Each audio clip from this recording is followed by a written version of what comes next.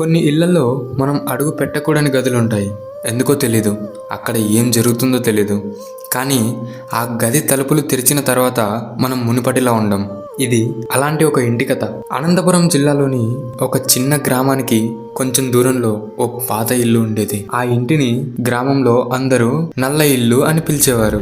ఎందుకు ఆ పేరు వచ్చిందో ఎవరికీ సరిగ్గా తెలియదు. ఇంటికి దగ్గరగా వెళ్లే వాళ్ళు కూడా సాయంత్రం తర్వాత ఆ దారిలో వెళ్లేవారు కాదు. ఆ ఇంట్లో దాదాపు 15 ఏళ్లుగా ఎవరూ నివసించడం లేదు. కానీ విచిత్రంగా ప్రతి రాత్రి ఒకే గదిలో లైట్ వెలుగుతున్నట్టు కొంతమంది చూశారు. ఇంట్లో కరెంట్ కనెక్షన్ కూడా లేదని గ్రామస్తులు చెప్పేవారు. అయినా రాత్రిపూట ఆ ఇంటి చివర కిటికీలో మాత్రం పసుపు రంగు వెలుగు కనిపించేది. కిరణ్కి పాత ఇల్లంటే చాలా ఇష్టం.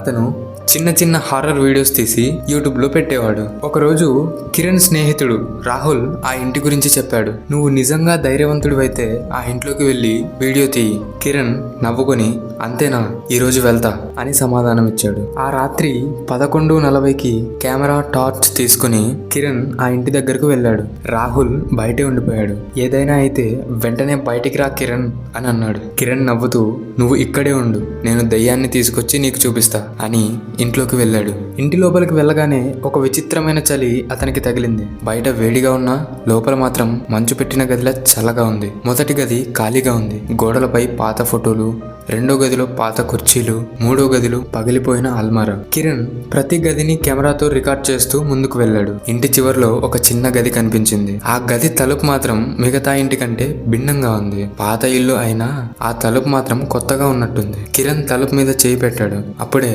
టక్ టక్ అని లోపల నుంచి శబ్దం వచ్చింది. కిరణ్ చేతిని వెనక్కి తీసుకున్నాడు. కొన్ని సెకండ్లు తలుపు వైపు చూస్తూ నిలబడ్డాడు. ఎవరైనా ఉన్నారా అని అడిగాడు. కానీ సమాధానం మాత్రం లేదు. మళ్ళీ తలుపు తెరిచాడు. లోపల ఒక కుర్చీ తప్ప ఇంకేమీ లేదు. కిరణ్ టార్చ్ తో మొత్తం గదిని చూశాడు. అప్పుడు అతనికి ఒక విషయం కనిపించింది. ఆ గదిలో అద్దం లేదు. కిరణ్ కెమెరా వైపు చూస్తూ ఉన్నాడు. ఆ ఇంట్లో మిగతా గదుల్లో అద్దాలు ఉన్నాయి, కానీ ఈ గదిలో మాత్రం ఒక్క అద్దం కూడా లేదు.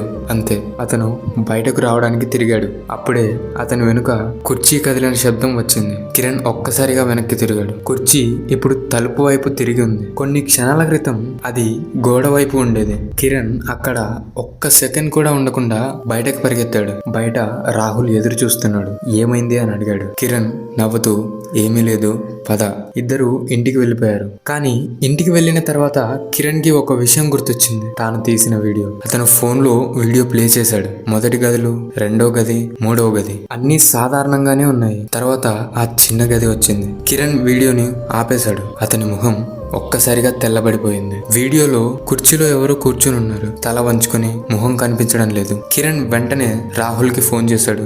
రా, వెంటనే నా దగ్గరికి రా. ఏమైంది? నేను అక్కడ ఒంటరిగా లేను. రాహుల్ వచ్చాడు. వీడియోను చూసిన తర్వాత ఇద్దరూ మౌనంగా కూర్చున్నారు. వీడియోను స్లో మోషన్ లో చూశారు. కిరణ్ గదిలోకి వెళ్ళినప్పుడు కుర్చీ ఖాళీగా ఉంది. కిరణ్ గోడ వైపు చూస్తున్నాడు. ఆ సమయంలో కుర్చీ కింద ఒక నల్లటి నీడ కనిపించింది. కొన్ని సెకండ్ల తర్వాత ఆ నీడ నెమ్మదిగా కుర్చీ పైకి ఎక్కింది. అక్కడే ఒక మనిషి ఆకారం ఏర్పడింది. రాహుల్ వెంటనే వీడియో ఆపేశాడు. ఇది ఎవరో తెలుసా? కిరణ్ తల ఊపాడు. తెలియదు అంటూ. రాహుల్ అన్నాడు, రేపు పగలు వెళ్ళి ఇంటి గురించి తెలుసుకుందాం. మరుసటి రోజు ఇద్దరు గ్రామంలో ఓ వృద్ధుడిని కలిశారు. ఆ ఇంటి గురించి పూర్తి వివరాలు అడిగారు. వృద్ధుడు కొన్ని క్షణాల పాటు మౌనంగా ఉండి ఆ ఇంట్లో చివరిగా ఒక వ్యక్తి పేరు మాధవరావు అని అన్నాడు. కిరణ్ ఏం జరిగింది అని అన్నాడు. వృద్ధుడు నెమ్మదిగా చెప్పాడు. అతని భార్య ఒక రాత్రి ఆ చిన్న గదిలో చనిపోయింది. అప్పుడు రాహుల్ అది ఎలా జరిగింది అని అడగ్గా అది ఎవరికీ తెలియదు. అయితే అద్దం ఎందుకు లేదు అని అడిగాడు. ఆ ప్రశ్న విన్న వెంటనే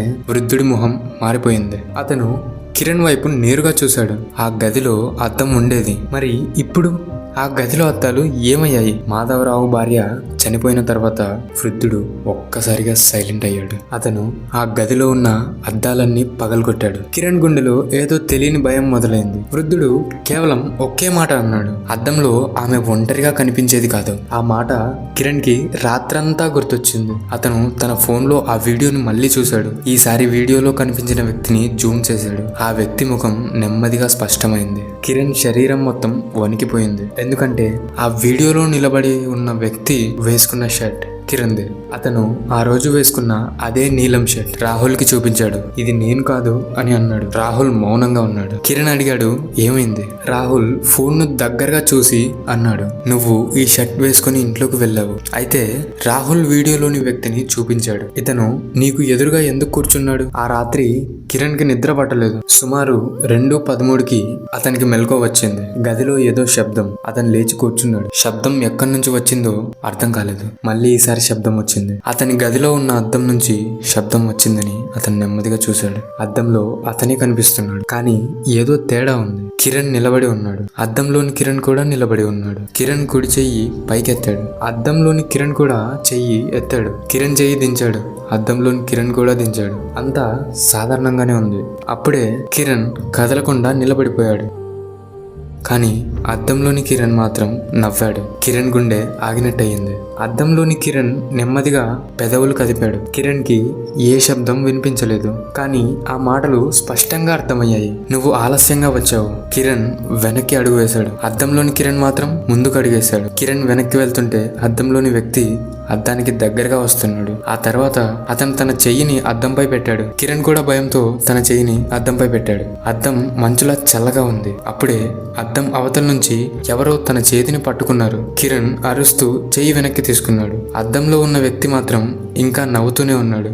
మరుసటి రోజు ఉదయం రాహుల్ కిరణ్ ఇంటికి వెళ్ళాడు. తలుపు తెరిచి ఉంది. కిరణ్ అని పిలిచాడు. కానీ సమాధానం లేదు. ఇంట్లో ఎవరూ లేరు. కిరణ్ ఫోన్ మాత్రం టేబుల్ మీద ఉంది. రాహుల్ ఫోన్ తీసుకున్నాడు. అందులో ఒక వీడియో ఉంది, రికార్డెడ్. రాత్రి 3:07 రాహుల్ వీడియో ప్లే చేశాడు. వీడియోలో కిరణ్ తన గదిలో నిలబడి ఉన్నాడు. అతను కెమెరా వైపు చూస్తూ చెబుతున్నాడు, రాహుల్, ఈ వీడియో నీకు దొరికితే ఆ ఇంటికి వెళ్ళకు. రాహుల్ గుండె వేగంగా కొట్టుకుంది. వీడియోలో కిరణ్ మళ్ళీ అన్నాడు, అక్కడ దయ్యం లేదు. కొన్ని సెకండ్ల మౌనం. అక్కడ మనుషుల్ని కాపీ చేసే ఏదో ఉంది. వీడియోలో కిరణ్ వెనుక అద్దం కనిపిస్తుంది. అద్దంలో కిరణ్ కనిపించడం లేదు. అక్కడ ఓ వృద్ధురాలు నిలబడి ఉంది. రాహుల్ వీడియోని ఆపేశాడు. అప్పుడే అతని వెనుక నుంచి ఓ స్త్రీ గొంతు వినిపించింది, రాహుల్. అతను నెమ్మదిగా వెనక్కి తిరిగాడు. ఎవరూ లేరు. మళ్ళీ ఫోన్ వైపు చూశాడు. వీడియో ఇంకా ప్లే అవుతోంది. కిరణ్ చివరి మాట చెప్తున్నాడు, రాహుల్, వెనక్కి తిరక్కు.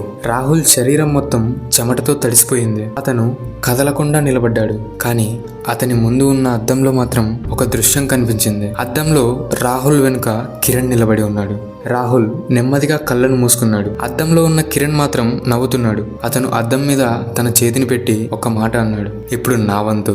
ఆ రోజు తర్వాత కిరణ్ కనిపించలేదు. రాహుల్ కూడా ఆ గ్రామం నుంచి వెళ్ళిపోయాడు. ఆ పాత ఇల్లు ఇప్పటికీ కూడా ఖాళీగానే ఉంది. కానీ గ్రామస్తులు చెప్పేది ఒక్కటే, రాత్రి 3:07 ఆ ఇంటి చివరి గదిలో లైట్ వెలుగుతుంది. కిటికీలో 2 వ్యక్తులు కనిపిస్తారు. ఒకడు కుర్చీలో కూర్చుంటాడు, మరొకడు అద్దం ముందు నిలబడి ఉంటాడు. కానీ ఆ గదిలో అద్దం ఇప్పటికీ లేదు. మరి కిటికీలో కనిపించేది ఎవరు? ఎవరికీ తెలియదు. అయితే కొన్ని నెలల క్రితం ఆ ఇంటి దగ్గరకు వెళ్ళిన ఓ వ్యక్తి తీసిన ఫోటోలో కిటికీ వెనుక 2 కనిపించారు. ఒకటి కిరణ్, మరొకడు రాహుల్. 2 కెమెరా వైపు చూస్తున్నారు. కానీ వాళ్ళ మధ్యలో ఒక ఖాళీ గోడ మాత్రమే ఉంది. ఆ గోడపై కొత్తగా ఒక వాక్యం రాసి ఉంది, అద్దం అవసరం లేదు. నువ్వు నన్ను చూసిన క్షణం నుంచే నేను నిన్ను చూస్తున్నాను. ఈ కథ మీకెలా అనిపించిందో కామెంట్ చేయండి. నచ్చితే లైక్ చేసి ఛానల్కు ఇప్పుడే సబ్స్క్రైబ్ అవ్వండి. ఇలాంటి మంచి మంచి వీడియోలు ఇంకా చాలా వస్తాయి.